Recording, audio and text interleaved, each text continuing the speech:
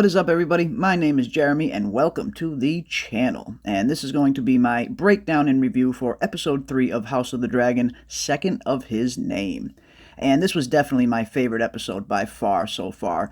We had really good performances from everybody all around. Paddy Considine really stood out in this episode. Rhaenyra was good, and of course, Matt Smith just killing it as always. We got some really good action down in the Stepstones as well. The episode starts off with the crabfeeder doing his thing, feeding Westerosi sailors to the crabs, when all of a sudden, Daemon and Caraxes show up and just start roasting people left and right. And that one part had me absolutely dying, where you got that one soldier just screaming out for Daemon to save him, and then boom! Caraxes just lands on him and squashes him like a bug. That was absolutely hilarious. Tragically hilarious, you might say. Then Daemon takes an arrow to the shoulder and has to take off with Caraxes, as he can only hold off the archers for so long. And they're really at a point in time where the dragons have been kind of rendered all but useless. Not useless, but they can't be used to their full effect because the crab feeder and his men keep retreating back into these caves where the dragons are essentially useless, because they're hiding inside. And they seem to be fortifying these caves very well, and it seems like Daemon and Corlys are taking heavy losses trying to take them on the ground. Then we cut to Viserys and the rest of his corps as they're preparing to take off for a royal hunt. And we get a little bit of skullduggery between the two Hightower brothers, some scheming and scamming, as it were.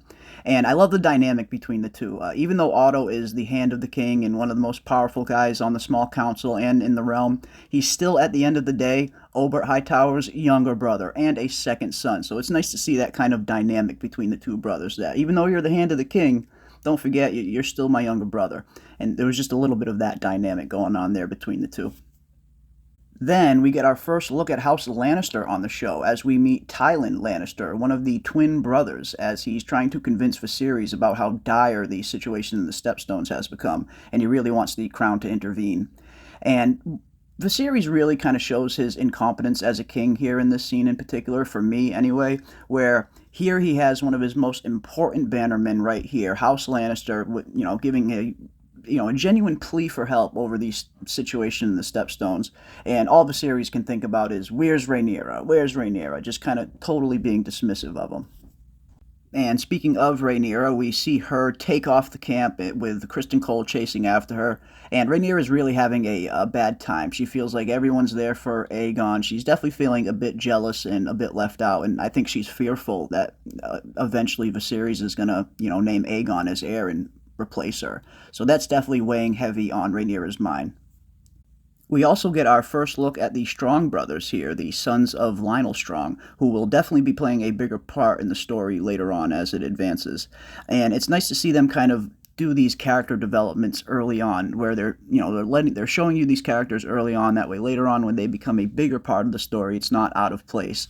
And I feel like that's something House of the Dragon has done really well overall in terms of foreshadowing the war to come and setting up these characters and the character development and the world building. It's all been really good so far. Then we get a nice little scene between Viserys and Jason Lannister, the other twin Lannister brother, where he has just presented Viserys with a new spear that has just been forged in Aegon's honor, and he tells Viserys how he would be happy to marry Rhaenyra and take her to Casterly Rock. And Viserys kind of gets a little upset when he assumes that Aegon is going to be named the next heir. And you can kind of say that he's really showing his insecurity and his incompetence as a king here again, where you can tell that it's kind of been weighing on his mind whether to keep Rhaenyra as the heir or whether to name Aegon as the heir. He's really kind of wrestling with that decision, you can tell. And Paddy Considine plays it absolutely wonderfully as well. He really plays the whole indecisive, incompetent king with the weight of the world on his shoulders really well. He's really nailing those scenes. Then Lionel Strong approaches Viserys with a suggestion that he marry Rhaenyra to Laenor Velaryon, the son of Corlys Velaryon, which would effectively unite the two different factions that were both vying for the throne during the Council of 101 AC, and even on a more personal note, it might help heal the rift between Viserys and Corlys, ever since Viserys turned down Corlys' proposal of marriage. Then we cut to a scene of Rhaenyra and Criston Cole, who are camped out in the woods, and suddenly they get attacked by a big old boar, and it kind of knocks Criston Cole right on his ass. But fortunately, he's able to get up and, stab the beast before it's able to do any damage to Rhaenyra, and Rhaenyra finishes it off with a few good stabs.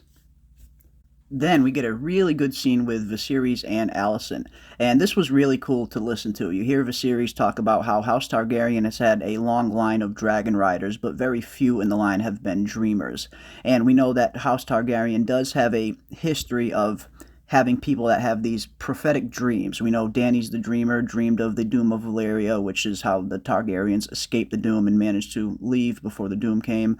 And then we hear how Aegon even had a dream of the fall of man, which refers to the Song of Ice and Fire prophecy that has been featured on the show. And you can really see in this scene how Viserys has just been consumed with the dream that he had.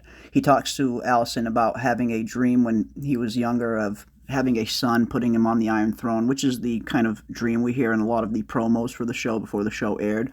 And you can just tell, yeah, this dream has really consumed Viserys to the point where he kind of kept trying to have kids with Aemma Arryn, to the point where, he says it himself that my obsession with this dream killed my wife, killed Rhaenyra's mother. So you can just tell he's really wrestling with a lot of the choices that he's had to make in pursuit of making that dream real. Then we get a little bit more skullduggery between Alicent and Otto Hightower, where Otto is basically convincing Alicent that she needs to go convince Viserys to make sure that Aegon is named the heir over Rhaenyra, which, of course, is just further setting up that war for succession that is going to be taking place later. But even on another note, it gets to a point where Alicent isn't some innocent bystander in all of this. Yes, Otto is definitely the worst of the two, and he's definitely the one pulling the strings. But Alicent, at this point in time, she's old enough to know exactly what Otto is doing. So if she's going along with it, at this point, she's not some innocent bystander either. Her hands aren't totally clean. We also see in this scene that Viserys has lost not one but two of his fingers, which means the good old maggot trick has definitely not worked. And I was a little surprised how they kind of just glossed over this and they didn't really make it a point of the episode, especially in the first two episodes, how they kind of made the cuts that Viserys was getting on the throne such a plot point.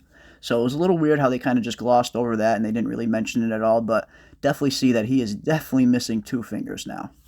And he also receives a letter from Daemon Velaryon, which on the show is going to be Corlys's brother, whereas in the books it is Corlys's nephew.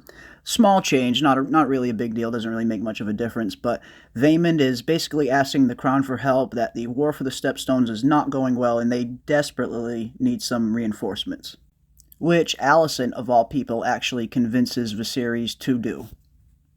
Then we finally get to some Stepstones action, and you can see that the situation is very dire. The men are worn ragged, they're very much demoralized, to the point where Daemon is even talking about Daemon not being a fit leader, and you kind of see Corlys kind of check him to make sure he's not spreading the mutiny, as it were. We see Daemon arrive on Caraxes, where he is met by a messenger, one of Viserys' messengers, where Viserys is basically telling him that help is on the way and they're finally sending reinforcements. And this really angers Daemon. Like, he is not happy about this news. You think he'd be happy knowing that there is some help on the way, but no, not Daemon. And I think I understand why he gets so mad, to the point where he beats the messenger almost to death with his helmet. And I think Daemon's upset here because he's looking at this situation in the Stepstones for an opportunity for him to prove himself. He doesn't want Viserys to come in, kind of swoop in the last hour and save him with, a fresh troop of new men. This is Daemon's chance to prove himself as, as worthy, basically, to Viserys and to the whole realm. So yeah, he doesn't want Viserys to come in and kind of steal that glory away from him. Daemon feels like this is his time and he wants to pull this off himself. So Daemon does just that. He takes off by himself, no Caraxes, no backup, no nothing. He strolls right into the crabfeeder's den, with the intent to kind of draw the crabfeeder soldiers out, so laenor Velaryon on Seasmoke can kind of come in and do some damage from above, while Corlys and the rest of the Velaryon and Targaryen troops swoop in on the ground and kind of take everybody out on the ground. Because that was the problem. These guys were dug into those caves. They really needed to find some kind of way to draw them out. So Daemon went out there and did it himself, basically. And it was a really cool scene to see. Like I said, it really establishes how badass Daemon is, both as a fighter and as a leader, I think. And it was just a fun scene overall to see Daemon and Caraxes in action, just tearing stuff up down there in the Stepstones. And just to see Daemon doing his thing with Dark Sister even more so was really, really fun. Now, I was a little disappointed that we didn't get to see the one-on-one combat between Daemon and the crabfeeder, but I understand they kind of just glossed right over it. The point of that scene was to show that Daemon is a badass and he can get things done on his own, but it would have been nice to see the one-on-one combat. I was also a little bit bummed we didn't get a little bit more backstory on the crab feeder character as well. We don't learn a whole lot about him in Fire and Blood. There's not a whole lot of backstory in the source material, and that's one thing the show has been doing really well. They've really been kind of flushing characters' backstories out a lot more on the show than they have in the book. So I was a little upset that we didn't get a little bit more backstory on the crab feeder, but I get it. He wasn't meant to be a big bad by any means. He was more of just a plot device to kind of show people what Daemon is capable of. I get it. But overall, I gotta say, it was a really good episode. Definitely my favorite episode so far. I gave it a solid 8 out of 10. Everyone had a really good performance. Paddy Considine really stood out in this episode. Like I said earlier, he plays that kind of incompetent, indecisive king with the weight of the world on his shoulders perfectly well. He's really nailing those scenes. And Matt Smith always shines every time he's on screen. Rhaenyra, too, as well. Millie Alcock has really been delivering some good performances as young Rhaenyra. So yeah, overall, great episode. Really looking forward to next week. I will have my episode 4 trailer breakdown out later on as well, so be on the lookout for that. And be on the lookout for our live Hour of the Dragon, House of the Dragon after show that is going to be taking place every Monday night around 10 p.m. Eastern, where we break down the episode and talk all things House of the Dragon and A Song of Ice and Fire. So definitely come back for that. And as always, don't forget to like, subscribe, and hit that bell for notifications so you don't miss any of our upcoming House of the Dragon content. And as always, I want to thank everybody out there for watching, and we will see you on the next one.